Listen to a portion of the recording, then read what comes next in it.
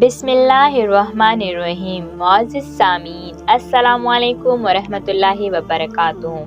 نزہۃ المجالس میں منقول ہے، جب ابو البشر حضرت سیدنا آدم علیہ السلام کو تخلیق کیا گیا اور نور محمدی صلی اللہ علیہ وآلہ وسلم کو آپ علیہ السلام میں تفویض کیا گیا، تو آپ علیہ السلام کے حسن و جمال کا یہ عالم تھا کہ آپ علیہ السلام کا دایہ رخسار سورج کی شعاع اور بایہ رخسار چاند کی روشنی پر غالب تھا۔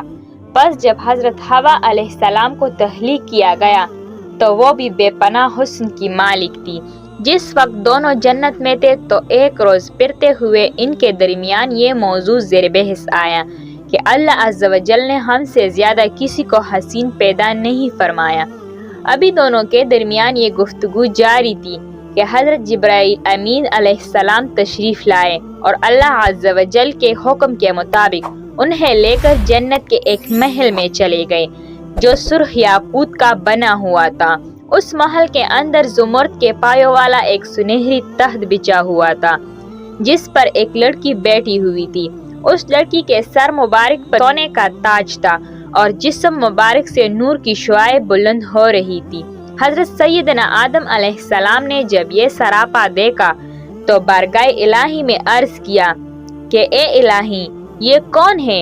ارشاد باری تعالیٰ ہوا کہ یہ لڑکی فاطمہ الزہرا رضی اللہ تعالی عنہا بنت محمد صلی اللہ علیہ وآلہ وسلم ہے۔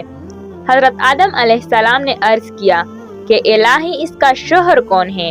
حضرت جبرائیل علیہ السلام کو حکم ہوا کہ وہ انہیں لے کر حضرت سیدہ فاطمہ الزہرا رضی اللہ تعالی عنہا کے شوہر سے ملوائے۔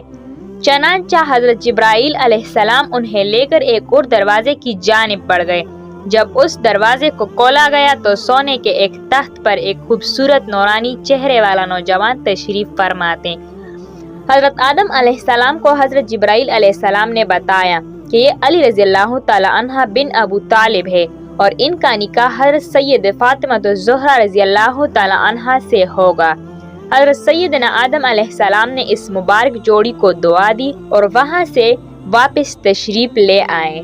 ویڈیو پسند آئے تو لائک اور شیئر کرنا نہ بھولنا۔ شکریہ۔